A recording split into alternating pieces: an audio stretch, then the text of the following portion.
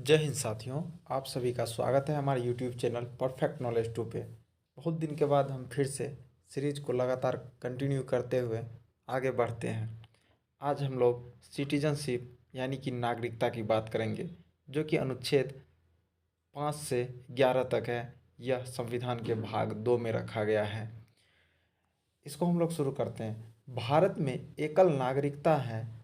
एकल नागरिकता का अर्थ होता है कि कोई भी व्यक्ति सिर्फ भारत का नागरिक होगा, ना कि किसी राज्य का। साथियों, हमारे भारत में कई अलग अलग राज्य हैं, 28 राज्य और 8 केंद्र शासित राज्य हैं। तो यहाँ कहना है कि जैसे और सभी देश और कुछ देश में, जैसे अमेरिका में, अमेरिका का तो नागरिक होता ही है, साथ में उनके लगभग 50 जो राज्य हैं उनका भी नागरिक होता है। तो एक नागरिक वहाँ पे नागरिक का ये डबल नागरिक होता है एक ही देश का। जबकि भारत में ऐसा नहीं है। भारत में एक एकल नागरिक व्यवस्था है, जो कि ब्रिटेन में भी है। उसी से हम लोग लिए हुए हैं। अमेरिका में दोहरी नागरिकता है, जहाँ पे दिया हुआ है केंद्र और राज्य का। वर्तमान समय में प्रत्येक देश में 2 प्रकार के नागरिक होते हैं, उस देश के मूल नागरिक और विदेशी नागरिक। यह साथियों न कि केवल भारत में, बल्कि दुनिया के किसी भी देश में 2 प्रकार के नागरिक होते हैं, जो उस देश में जन्म लिए हैं, जो उस देश के मूल नागरिक हैं, और विदेशी नागरिक जो भारत किसी भी देश में किसी वजह से गए और वहाँ पे बस गए, तो वह विदेशी नागरिक होंगे। विदेशी नागरिक के 2 प्रकार होते हैं। विदेशी नागरिक के भी 2 प्रकार होते हैं, विदेशी मित्र, विदेशी शत्रु।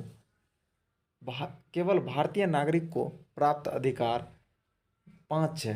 भारत का सर्वोच्च केवल भारतीय नागरिक को प्राप्त अधिकार भारत का सर्वोच्च पद प्राप्त करने का, संवैधानिक पद पद प्राप्त करने का, चुनाव लड़ने का, मतदान करने का।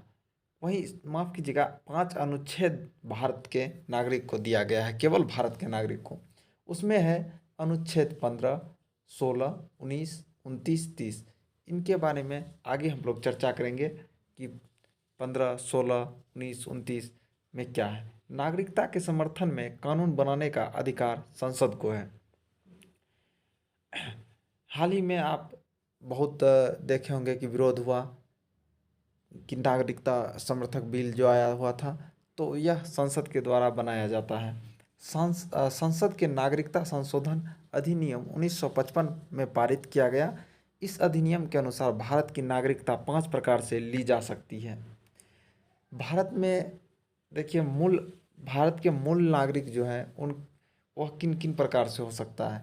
जन्म के द्वारा, वंश के द्वारा, पंजीकरण द्वारा, देशीकरण और भूमि के अर्जन या ग्रहण द्वारा।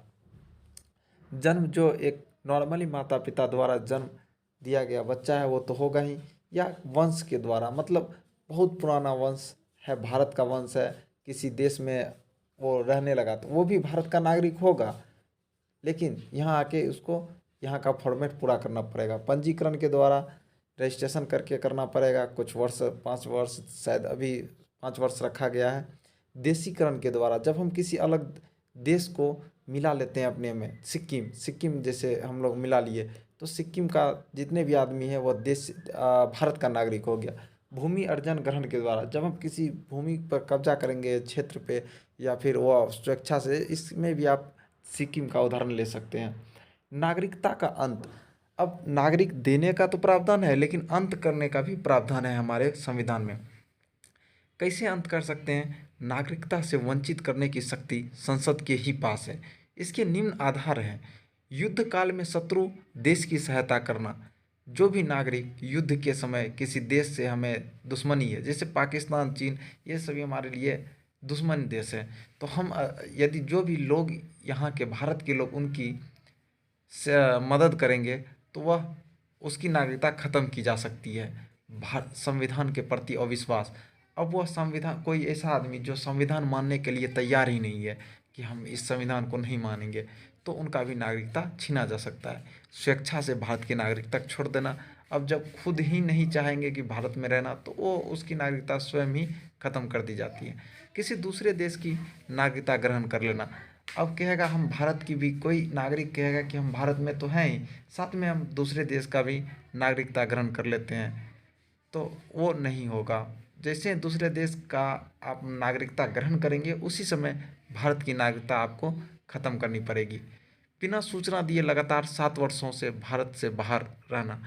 अब ये क्या है कि कोई आदमी बाहर गए, विदेश गए काम करने के लिए, कुछ भी करने के लिए, किसी कारण वह 7 वर्ष लगातार नहीं आ पाए भारत में, तो उसकी नागरिकता ख़त्म कर दी जाती है। आप इसमें अक्षय कुमार का नाम जान सकते हैं। तो आप समझ सकते हैं कि अक्षय कुमार को कनाडा का नागरिक मिला हुआ है, नागरिकता मिला हुआ है, क्योंकि वह लगातार 7 वर्षों तक बाहर रह गए थे। संविधान के प्रारंभ पर नागरिकता। अब हम तो अनुच्छेद 5 की बात कर, अब अनुच्छेद की कुछ बात कर लेते हैं। किस अनुच्छेद में क्या कहा गया है? संविधान लागू होने के समय व्यक्ति का जन्म हुआ हो या उसके माता पिता का जन्म हुआ हो, या संविधान लागू होने के 5 वर्ष के से अर्थात 1945 से भारत में रह रहा हो, वह भारत का नागरिक माना जाएगा। कहने का मतलब है साथियों, जब संविधान बनकर तैयार हुआ, 26 नवंबर 1949 को अंगीकृत किया गया और 1950 को जब लागू किया गया, 26 जनवरी 1950 को, तो 1945 से जो आदमी भारत में रह रहा था, वह उसे मान लिया गया कि यह भारत का ही नागरिक है। उसको नागरिकता यदि नहीं था तो दिया गया। अनुच्छेद 6 क्या कहता है? पाकिस्तान से भारत आने वाले व्यक्तियों के नागरिकता संबंधी प्रावधान अनुच्छेद 6 में। अनुच्छेद 7, भारत से पाकिस्तान जाने वाले और कुछ समय बाद पाकिस्तान से भारत लौटने वाले व्यक्ति के लिए नागरिकता संबंधी प्रावधान है। अनुच्छेद 7 में जो आदमी को भारत पहले पसंद नहीं था, बंटवारा में चले गए, लेकिन उनको ऐसा लगा कि नहीं हमें भारत में ही जाना चाहिए, तो उनका भी नागरिकता नहीं छीना गया बल्कि उसे दिया गया। अनुच्छेद 8, भारत से बाहर रहने वाले व्यक्तियों के संदर्भ में नागरिकता संबंध प्रावधान। जो भी भारत से बाहर रह रहे व्यक्ति है, उसको उसका क्या रूल नियम है, कितने वर्ष में क्या नागरिकता दी जाएगी, छीन ली जाएगी, इन सभी के बारे में 8 अनुच्छेद में लिखा गया है। अनुच्छेद 9, स्वेच्छा से भारत की नागरिकता छोड़ देने पर भारत का नागरिक नहीं रहना, एकल नागरिकता का प्रावधान है क्योंकि भारत में। अनुच्छेद 10, नागरिकता के अधिकार का बना रहना। अनुच्छेद 11, नागरिकता के संदर्भ में कानून बनाने की संसद की शक्ति। यहाँ तक ये ख़त्म हुआ, ये टॉपिक, नागरिकता टॉपिक इतना ही था। हम लोग नेक्स्ट में फिर बात करेंगे। आप सीरीज बाय सीरीज ज़रूर देखिए। जय हिंद।